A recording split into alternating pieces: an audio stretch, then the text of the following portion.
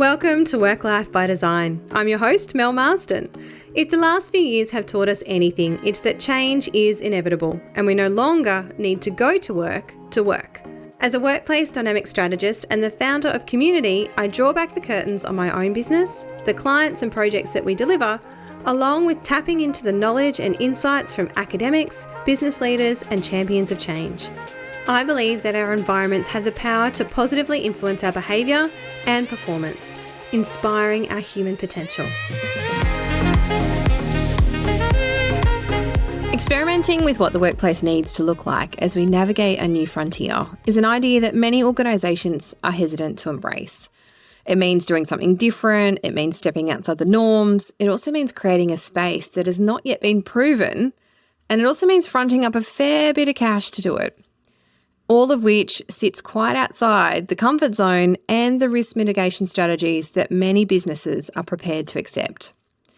And this is precisely why Mirvac, who is one of Australia's leading largest commercial landlords, decided to take the first step within their own workplace and develop a pilot space to experiment with the new ways of working and lead the way for their customers with their adaptive workplace. Mirvac have been researching the future of the workplace long before COVID through a series of whitepaper publications exploring everything from the super experience through to the Omni-Channel Worker. This research has culminated in the concepts and principles that they've then implemented in their adaptive workplace. Today's guest is Paul Edwards, Mirvac's General Manager of Strategy and Customer, and has been instrumental in the development of this progressive pilot. Paul leads a team that sets strategy, they identify and form strategic alliances, they lead customer experience and transformation, they build brand, and they deliver marketing for the integrated investment portfolio business at Mirvac.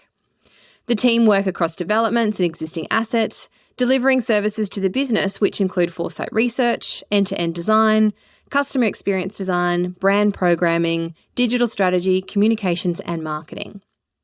So today's conversation takes us behind the scenes of what led Paul and the team to creating this progressive pilot space, the people that they've engaged with along the way, the ideas, the theories and the concepts that they were hoping to test by creating this space, the feedback, insights and learnings to date, and what the next steps are going to be for this pilot space and how they plan to re-envision it into the future. This is a conversation that sheds some light on the possibilities before us and the role that data plays in informing our next steps. Now, this is just the first part in my two-part conversation with Paul, as I couldn't give up the opportunity to make the most of my time with him and find out more about Mirvac's approach to their property portfolio. In the second part of this conversation, Paul and I discussed the art of placemaking, discussing two of the developments at 80 Ann Street in Brisbane and South Everleigh in Sydney. But for today's conversation, let's jump in and find out more about the adaptive workplace.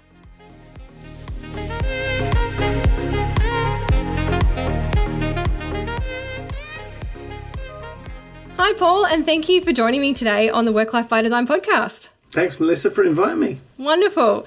Now, look, you and I had a bit of a chat before we jumped in and started today's conversation, but there's a quote that you said or a comment that you made while we were chatting, and it was around leaning into disruption rather than accepting what's happening to us. I'm just wondering if you might be able to touch on that a little bit for me and explain what you kind of meant by that one. Sure.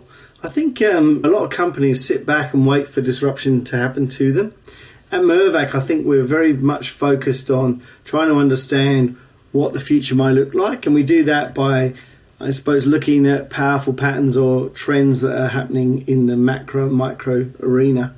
And once we just see one of those trends that's going to impact it might be a multitude of trends that are going to impact our business, we undertake a lot of investigation, or what we call a scan, and start to understand a lot more about what that might mean and what that might mean for us and particularly our customers, because ultimately what we do is for our customers. What I meant by that, we were talking about workplace, and if you think about the pandemic, but pre-pandemic even, we were starting to think about, well, what's changing in the workplace and how's that going to impact us into the future? And so instead of just accepting it, or even worse, just ignoring it and saying, hey, everything's going to come back to normal, we like to lean into it and accept that there's going to be disruption, and then by leaning into it, we can learn and adapt our products and solutions and services to meet the needs of our customers into the future. I like that. I think that's a really smart way of looking at things, because I think there has been this tendency to kind of just sit back and wait and see what was going to happen. But I think if you can jump on and, embrace that disruption that's happening, you can really kind of leverage from that and expand your business opportunities. Yeah, at the end of the day, majority of businesses are there to provide a service or a product for a customer. And if the customer direction is changing, or there might be geographical implications or economic implications, or it might be something else that's, a pandemic that's going to impact your business, and it might therefore change the way that customers are thinking about how they're going to use your products or your services. And if you don't change, it just runs away from you. And before you know it, your competitors or even new market entrants are actually just beating you to deliver what your customers actually need. And I think from what I understand of Mirvac as well, you guys have been quite progressive along this journey and almost in search of, what that holy grail of workplace design might actually look like. And you've been documenting this through a series of white papers. And this conversation started long before COVID. I'm curious to know, one of the first white papers that you produced was the super experience back in February in 2019. And I read that when it came out, and I found that really interesting, because what you were talking about there was about how we can make our workplaces this experiential, destinational kind of this place that people actually wanted to come to. Now, this seems like a language that we're using quite regularly now, and it's like, how do we attract people back to our workplaces? How do we make them magnetic? This is a conversation you guys are having back in February 2019, and I presume that through that you were making a lot of predictions around what the future of work was going to look like and what our workplaces would need and how they would need to evolve. What have you found to actually come true now that we've been through this pandemic and we're all kind of now caught up and using that same language? Back then we were thinking about this, what's going to happen and change in the workplace. So we asked our customers, we literally went and asked them. And one of the themes that came through quite strongly was that the workplace was not just about work in the future. It had to change and evolve to meet the needs of the future customer, which is like, if you think demographically, just demographically alone, millennials are taking over the workforce now, they're taking over the population. They're very different. They've been brought up with as digital natives, as one example, right? So we started to think about that. We undertook some research and we came up with 3 key, what we called super experiences. One was around the curated experience. So how do we start to think about curating experiences for people in the workplace? And now we're seeing that is so prominent. People are talking about, whether it's Taco Tuesdays or events in the lobby or music or whatever it is people are doing to try and curate experiences to bring people back to work. So absolutely prominent at the moment.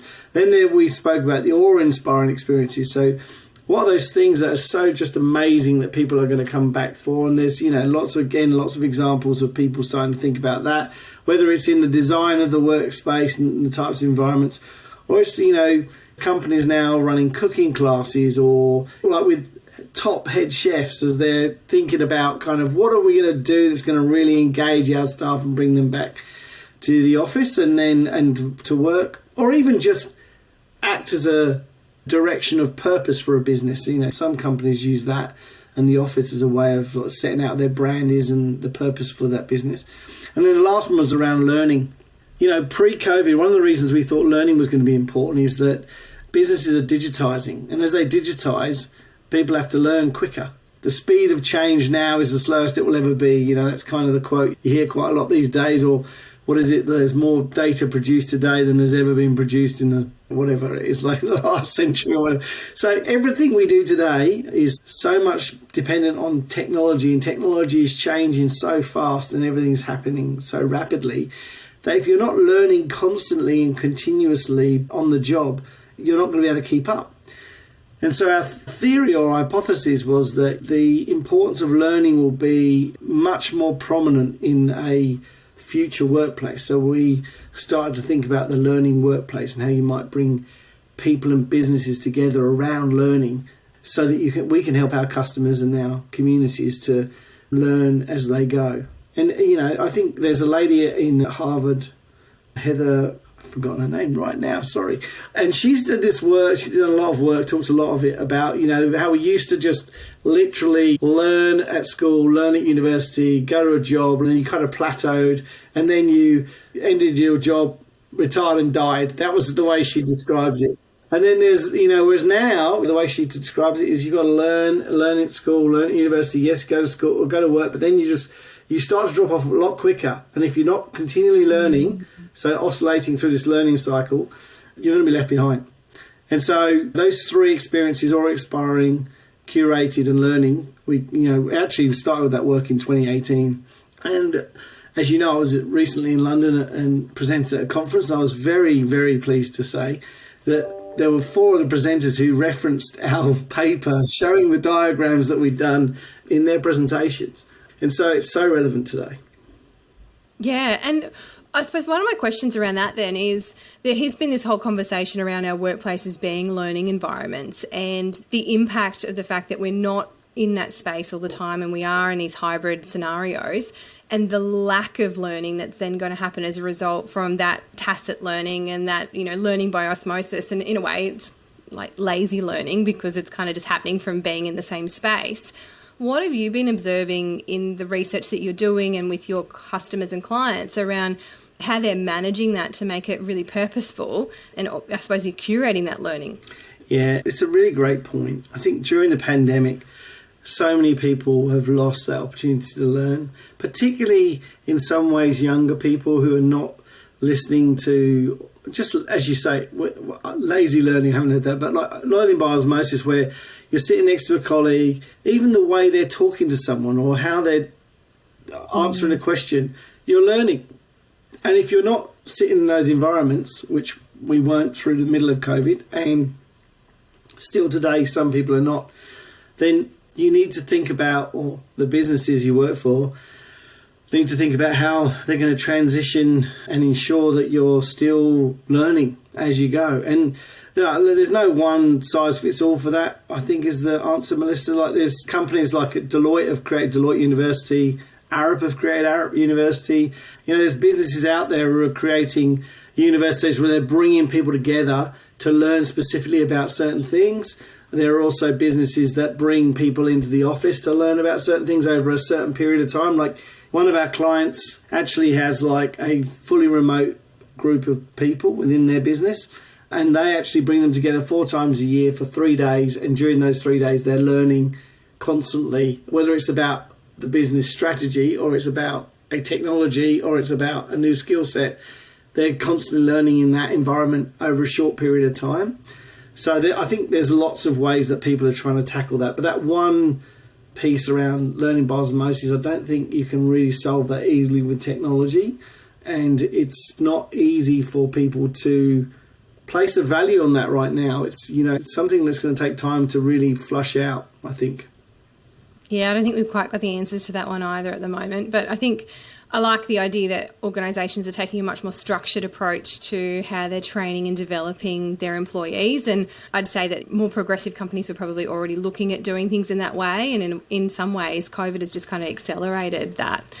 I suppose the next question I've got for you around that then is, what are you seeing in terms of the productivity of people in this context? There's been the whole conversation around the fact that we've proven we can actually work from home, we can work from anywhere.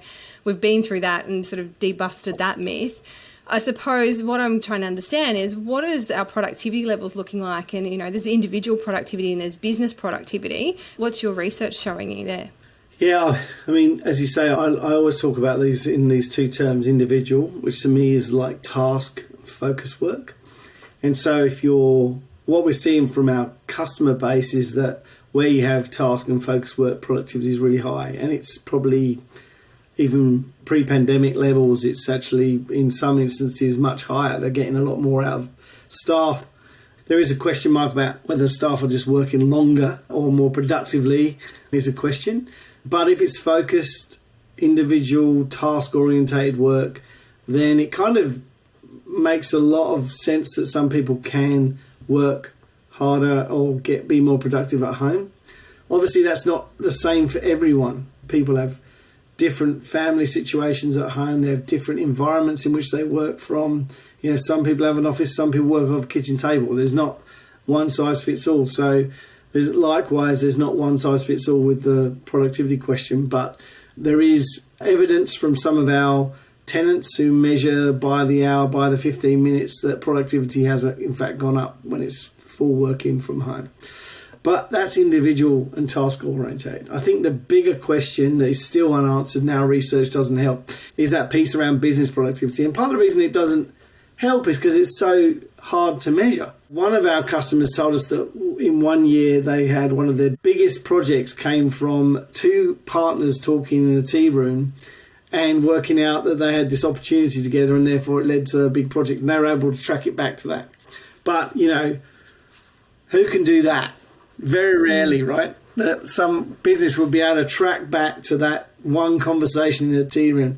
All I can tell you is if you think back pre-pandemic, all the research, all the talk, the billions of dollars that were spent on workplaces to create those water cooler moments, the bump-in factor, the casual collision, those serendipitous moments. There was thousands of billions of time, dollars and money, architects, workplace specialists, everyone spending money on it because there was the belief, and still is, I believe, that, you know, if people are together and you can create environments where they catch up and have those casual conversations, that the business will benefit from, particularly around creativity, new ideas, innovation. But that's so hard to measure the output of that. I mean, Boston Consulting Group in New York did a piece of work where they kind of measured degrees of separation. And they did a piece of work pre a move to Hudson Yards, and then after Hudson Yards, they literally had these devices around their necks. People had to agree to participate. And they looked at the famous 6 degrees of separation. Well, they looked at what was the number of degrees of separation in the old environment, which didn't have any of these influences of like internal stairwells, a cafe in the middle where people could come together, and then afterwards where it did have all those things. And they found the number of people and the networks and connections grew. So, you know, there are studies. I don't think that they then transition that into, okay, did that then lead to a business outcome for us? I don't know if they did that, but my personal gut feel, my opinion, no one else's take on this is that there is so much more value in people being together and actually having those casual conversations and chats that lead to new opportunities, new ideas and new innovation. I completely agree with you there, Paul. And it's one of the conversations I have with many of my clients around that space as well, because, you know, when you're bringing those people together, they're building those relationships. And it's not until you have a problem that you need to solve that then you can draw on those relationships, because you know that Joe's got that skill set and you can bring him to the table and have that conversation. You know, one of our other clients that's actually in a Mirvac building, Mapian here in Brisbane, they have experienced a massive uplift in their revenue as a result of the workplace we designed for them, because they had these 3 siloed teams previously that now could actually cross-collaborate, and they were cross-selling to their clients, and then that increased their revenue because they already had a pool of clientels and they were just solving more problems for them. So, yeah, you know, there's some anecdotal evidence for you there to show that it actually does work. Yeah, look, and we all know it, right? The famous American term of a water cooler chat has been around forever. And there are examples. I think that point you made around building trust and relationships, like that's direct linked to culture, right? If you've got trust is like one of the underpinning pillars of culture. And so, you know, our CEO talks about during the pandemic, did we dip from our cultural well and take too much from it? And then the other point to that is around onboarding. You mentioned, you know, in Mirvac, we have roughly 1,500 staff, of which 500 are new. We've got to make sure that you're constantly engaging those people so they feel they've been given the chance to build relationships, build trust. Because without that, you are gonna dip into your cultural well. So I'm pleased to say at Mirvac, our employee engagement scores still rank incredibly high, and we're still one of the best places to work. But there are lots of companies that are battling this conundrum of flexibility, building trust, building relationships, onboarding, and the cultural requirements placed on businesses these days. Yeah, it's a challenging one, and I'm seeing it a lot with my clients as well, navigating that and ensuring that trust is there. But also, I think one of the challenges that I've seen a couple of organisations facing is that conflict resolution that comes as a result of having relationships with people. Whilst their productivity and their performance as a business, they haven't seen a decline, what they are seeing is it's harder for them to resolve issues, or small issues become big issues much more quickly because they haven't got this relationship bonds built. So I think there's a lot of hard work that we're all having to do very consciously to work our way through these things. Yeah, absolutely. I agree. I am interrupting this episode with a very special announcement. I am so excited to tell you that my book, The Next Workplace, Designing Dynamic Environments That Inspire Human Potential, will be released early next year. This book has been in the making for a few years now and brings together all my knowledge, research and insights on what it takes to design a dynamic workplace. A workplace that is agile, adaptable and responsive to its users. A place that comes alive and has a gravitational pull that just draws people in.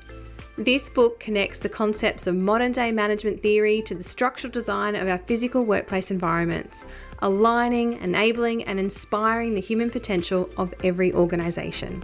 To check it out and grab your copy, just head over to my website, melissamarsden.com.au/book.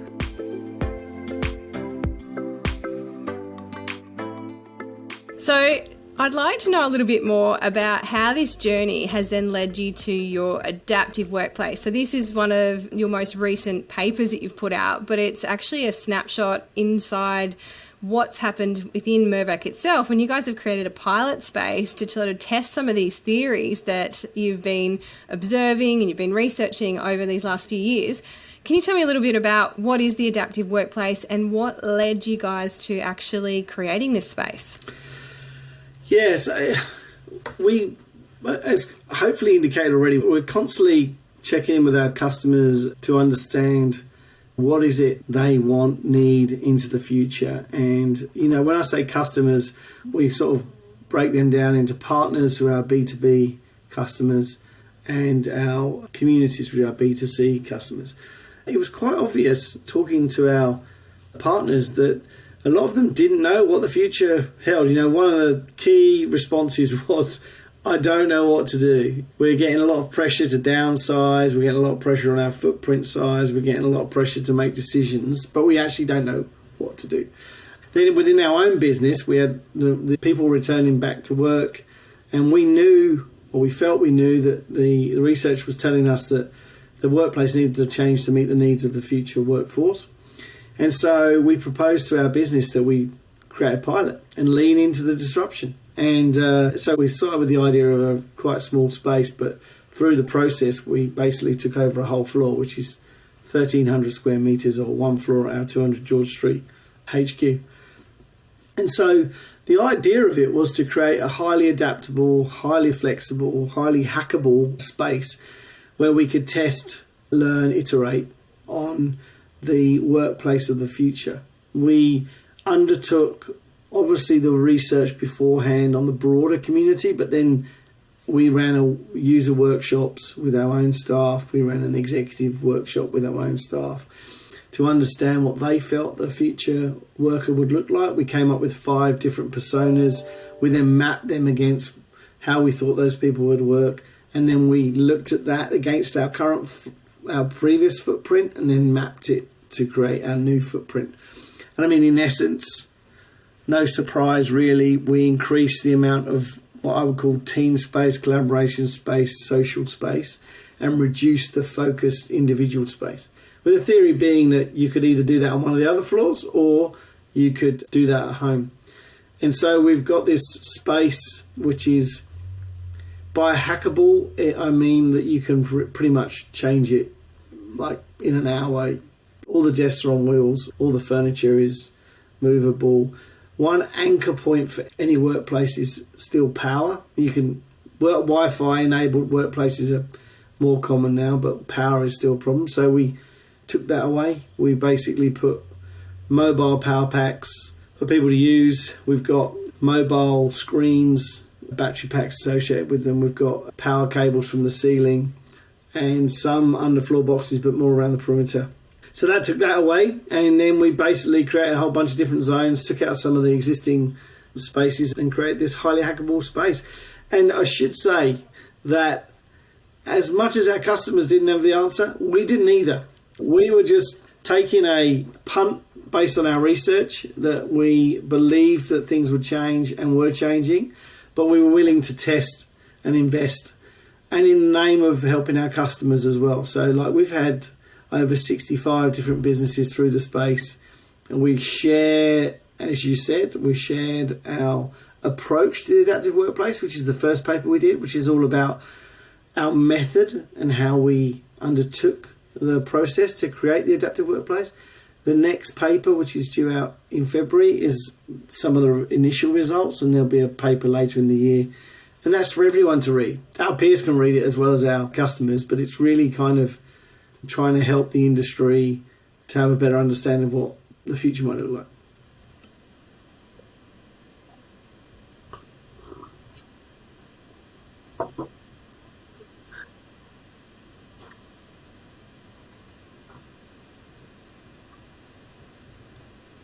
No.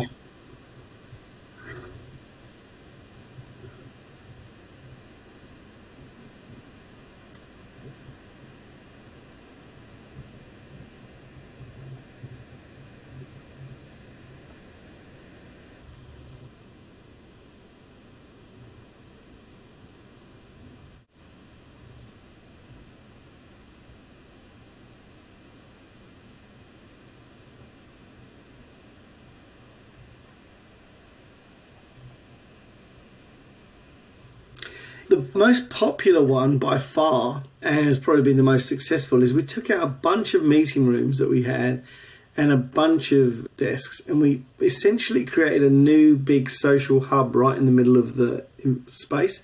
Now, we always had a tea room, but we've created much more space where people can have lunch together, come together, just drop in, and we call them work points as opposed to work stations. And so we've got the same number of work points as we had work desks beforehand, but a work point is just where you can get power and you can get Wi-Fi and you can sit down. It hugely increased that social space. And I think anyone who doesn't consider work a major location for social interactions is in dreamland. A lot of people meet their friends there, some meet their partners there, lifelong partners there. So work is an important part of anyone's social fabric, so lean into that. Secondly, we added a couple of collaboration spaces, which were really environments, again, very hackable. You move the desks around very easily, screens, whiteboards, giving people the opportunity to come together as teams and really like work on a problem, solve problems, work in an agile fashion.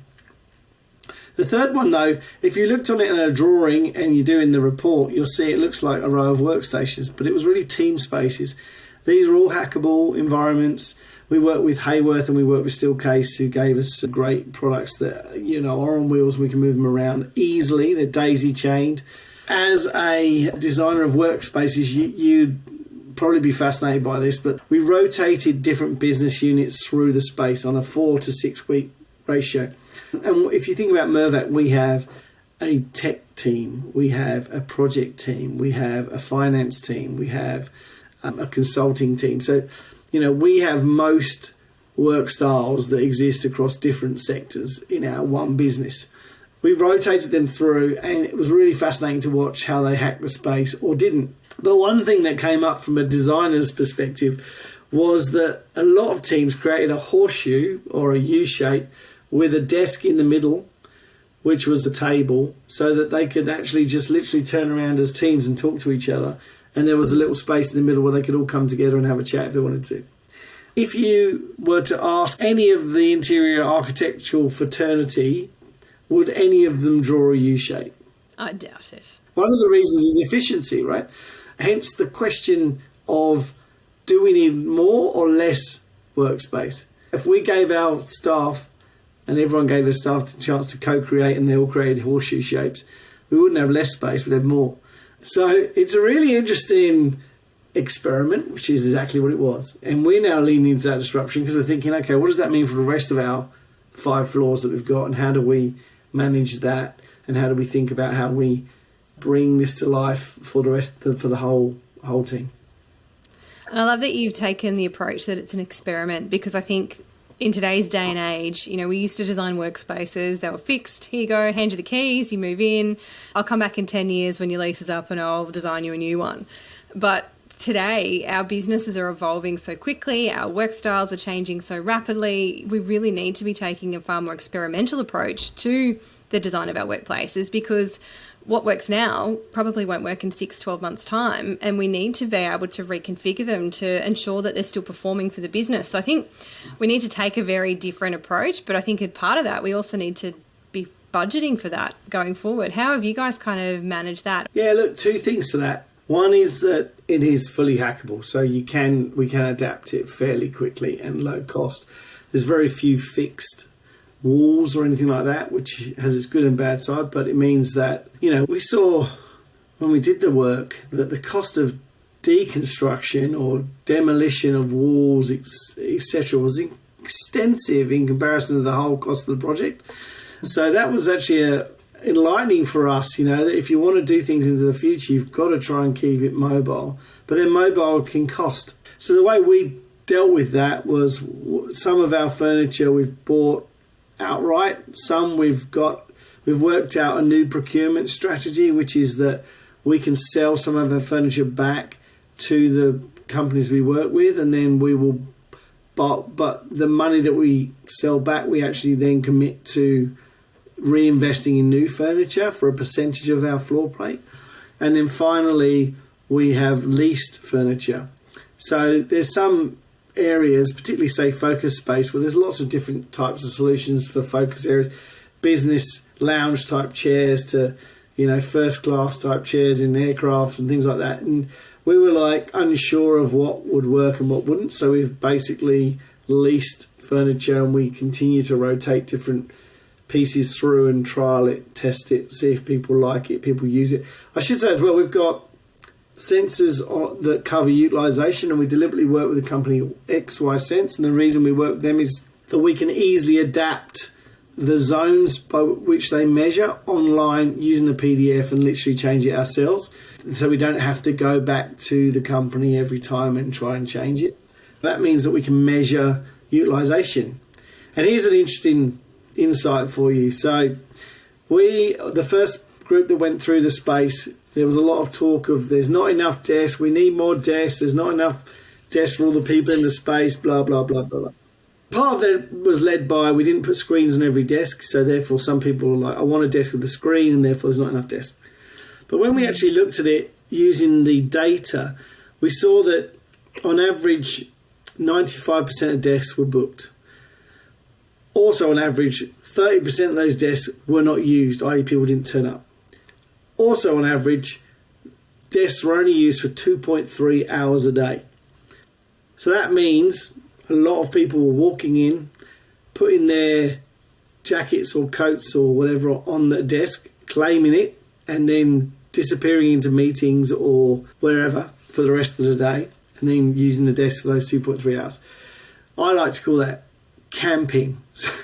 So we're trying to change behaviours around camping and really using data to educate people on it's not, we don't need more workstations, we need people to change behaviours. You don't need to come in and drop your stuff on a desk, use your locker, and then work out when you need a desk with a screen versus when you don't. If you're in a meeting room, you generally take your laptop with you, so don't leave your coat just so you're guarding your desk. So these are behaviours we're still working through changing, but you can't even have those discussions unless you have the data. And you can't have those conversations unless you're really thinking about the whole picture. And by that I mean it's not just, we haven't focused just on the physical, we've put a lot of effort into the soft, or we call them positive human habits that we're trying to encourage our teams to adopt. It's really interesting that, and the example that you've just given there as well, because without that overlay and that workplace management technology there giving you that data, it's very easy to have knee-jerk reactions to people's feedback. that data has given you the ability to then have more challenging conversations, to then guide that behaviour, to implement different training, to potentially change how people can book and use that space, and so that, you know, you're nudging them to use it in a way that you want by changing the way the software is designed. I think these are all very new factors to many businesses, because even those that have been going down this agile, activity-based working style of workplace for a while have overlooked or decided not to put in the workplace technology because it's another layer of cost. But, you know, that point there just demonstrates the return on investment that you get, because then you can actually be far more effective in how you manage your space. Yeah, we're still learning, you know. Yeah. There's much more we can do. We've tried different software, we've trialed different hardware in the past, some less successful. And you've also got to manage security, privacy issues. We anonymise all of our data. We have no idea who is sitting where or why they're sitting there or how long they're there. We don't know any of that. And I don't need to know how long people spend going to the toilet or not. But what we are interested in is that, you know, the utilisation of spaces and offices and meeting rooms, etc. Because if we can understand it, we can actually then improve the offer that we put, the products that we put forward to our customers, and therefore we can then, you know, make their experience much more enjoyable. Yeah, absolutely.